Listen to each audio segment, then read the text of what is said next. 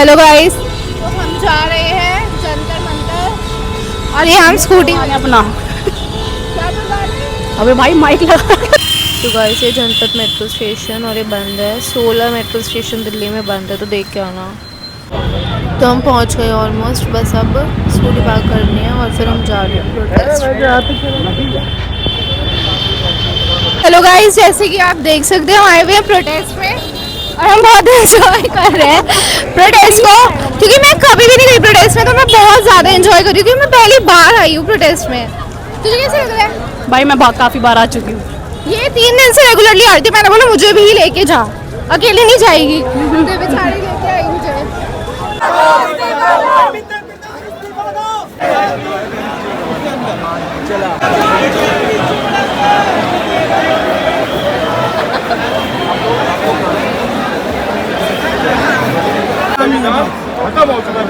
ऐसी सरकार के बारे में क्या भाई कमाता देश का पैसा उसी के पास जा रहा है।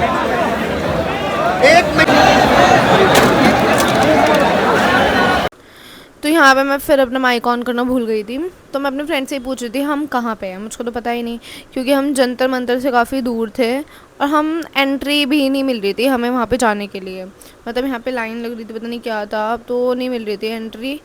बहुत ज़्यादा भीड़ थी और हाँ मज़ा आ रहा था। मतलब मैंने फ़र्स्ट टाइम अटेंड की थी प्रोटेस्ट और मुझे बहुत मज़ा आया। सच्ची जाना चाहिए यार, कभी तो अटेंड करनी चाहिए। तो इतना क्राउड देख के मुझे बहुत अच्छा लग रहा है, क्योंकि हमें तो ये गाने मिलते हैं कि तुम्हारी जनरेशन तो बहुत ख़राब है, तुमको बहुत ख़राब हो, हमें कोई लेना देना ही नहीं किसी से।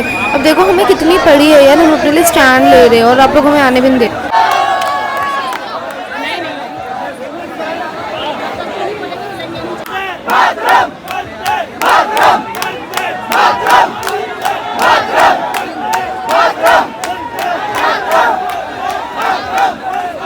मुझे नहीं लगता हमारी जनरेशन से ज़्यादा कोई और समझदार जनरेशन हो सकती है। भाई हम कितने समझदार हैं, हमें ये भी है कि भाई हम साफ़ सफाई का ध्यान रखें। मतलब सच में यार मुझे बहुत प्राउड हो रहा है। अच्छा सोचा है कोई सोच सकता है।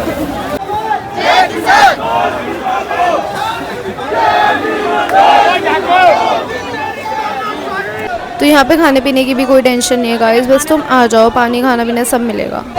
भाई उसकी डिग्निटी का, उसकी जॉब का रिगार्ड करना। नहीं कर रहे हो तो वहीं तो तुम जाएंगे भाई, एक तरफ को चलो। मैं वहाँ खड़ी हूँ जहाँ पे बस खड़ी है, जहाँ पे ये बच्चों को डिटेन करके लेके गए थे, वो वाली बस में दिखाती हूँ।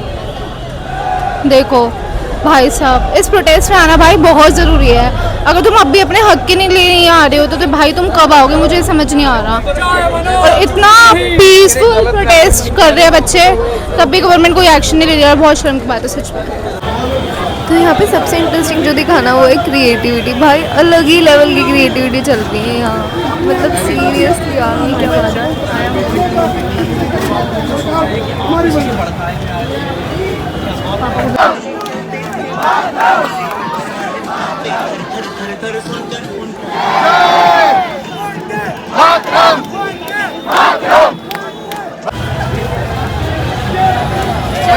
गवर्नमेंट भूल गई कि हम वो जनरेशन है कि जो गलत होने पे अपने मम्मी पापा की भी नहीं सुनते हैं। तो फिर अभी हमारी बात नहीं सुनेंगे तो हम इनकी कैसे सुनेंगे। तो ये सही लगा, पहले पीटो और फिर दवाई लगाओ।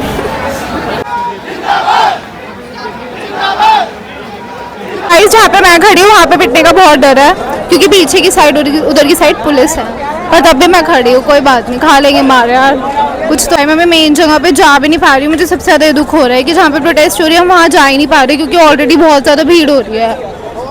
अब देखो हम सोचे घर वापस जाए, क्योंकि हम घर वालों को भी बता के नहीं आए हैं।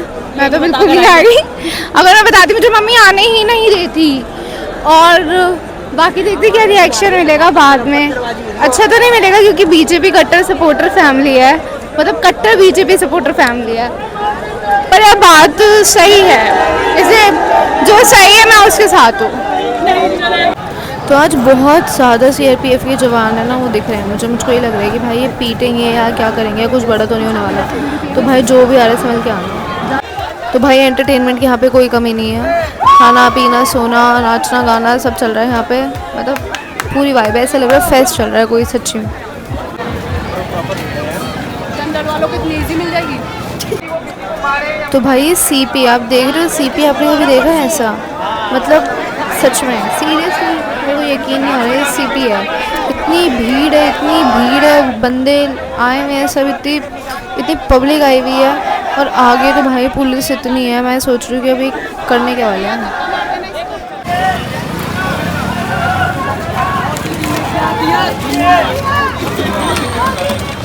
युवा यहाँ पर बैठे हैं अपनी मांग रखने के लिए कि बार बार पेपर लीक हो जाता है। अब बार बार पेपर लीक का मुद्दा चल रहा था, लेकिन अब मुद्दा इतना बड़ा हो चुका है कि मोदी जी ही रिजाइन दे दें या देश की करप्शन केसन से बदल जाए, या मोदी जी यहाँ की समस्या के बारे में बताएं। जब मोदी जी त्योहार बारे में आए थे तो पूरे देश को अच्छे दिन का वादा किया था कि मैं काला धन लेकर आऊँगा, मैं युवाओं को 2 करोड़ रोजगार दूंगा, लेकिन ना तो रोजगार मिला, ना काला धन आया, ना पीला धन आया, ना सफेद धन आया। इस टाइम हमारे देश की डेमोक्रेसी इतनी गिर चुकी है, किसान मजदूर युवा इतना परेशान है कि जो अपनी मजदूरी करके लाता है ना, उससे उसका पूरा नहीं पड़ रहा। अगर रियलिटी अगर मोदी जी इस चीज़ को देखें, जो अब युवा यहाँ पर गाली गुप्तार कर रहे हैं, तो अगर मोदी जी चाहते इतनी नौबत ना आती।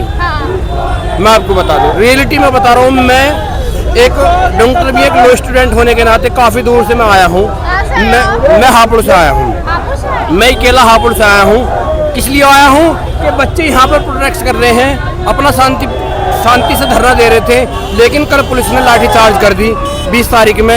लेकिन लाठीचार्ज भी करी तो ऐसी करी, जो हमारी छोटी छोटी बहनें बेटियां धरने पर बैठी थी, बच्चियां 12-12 साल की, उनके साथ में इतना अत्याचार करा है। अगर और देश उस अत्याचार को देख रहे होंगे तो मोदी जी पे बहुत नालत गिर रहे होंगे। रियलिटी ऐसा किसी भी देश में नहीं हुआ। हालांकि मेरी भी 30 की उम्र होगी, मैंने गवर्नमेंट जॉब भी करके छोड़ दिया आर्मी की, लेकिन इंडियन आर्मी से कोर्ट मार्शल हूँ मैं। लेकिन मुझे आप ये बताइए मोदी जी, अगर तुम्हें ये लगता है कि धर्मेंद्र प्रधान के इस्तीफे से मानो समस्या हल नहीं हो पा रही है, तो फिर आप प्रेस कॉन्फ्रेंस करके ये बताइए कि समस्या हल कैसे होगी। चलो मैं मानता हूं कि धर्मेंद्र प्रधान इस्तीफा नहीं दे रहे, या धर्मेंद्र प्रधान के पास आपके काले चिट्टे हैं, लेकिन कम से कम जब युवा ये कह रहे हैं कि हमसे आके बात कर लो, मैं मानता हूं कि युवाओं से भी बात मत करो, एक प्रेस कॉन्फ्रेंस के जरिए सगली समस्या को बताएं कि मैं 10 दिन में 1 महीने में उसका समाधान कर दूंगा। आपने तो बस भाषण दे दिया भाइयों बहनों कि जो पेपर लीक हुआ है वो बख्शा नहीं जाएगा।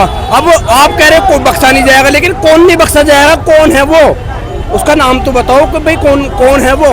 आपने कहीं जो राम मंदिर में घोटाले हुए वो बख्शा नहीं जाएगा, लेकिन उसका नाम तो बताओ वो है कौन। आपने कहीं काला धन मैं लेकर आऊंगा, उसका नाम तो बताओ, काला धन लेके किससे आए आप। एक का भी काला धन का नाम बता दो कि काला धन उससे आया। आप कोई यूनिवर्सिटी बता दो, आपने रामपुर में आजम खान ने यूनिवर्सिटी बनाई, रामपुर में आजम खान साहब ने एक जौहर यूनिवर्सिटी बनाई, आपने उसे तोड़ने के भी आदेश दे दिए। मैं बच्चों को और मजदूरों के बच्चों को वहाँ शिक्षा मुफ्त मिल सके, अरे आप बनाने से तो गए, उसे तोड़ और रहे हो।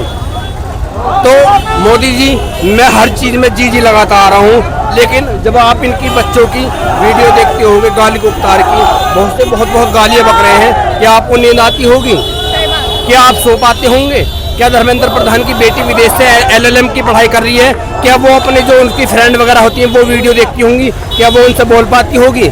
मोदी जी इस टाइम पे युवा और बुजुर्ग भी यहाँ पर आए हुए हैं,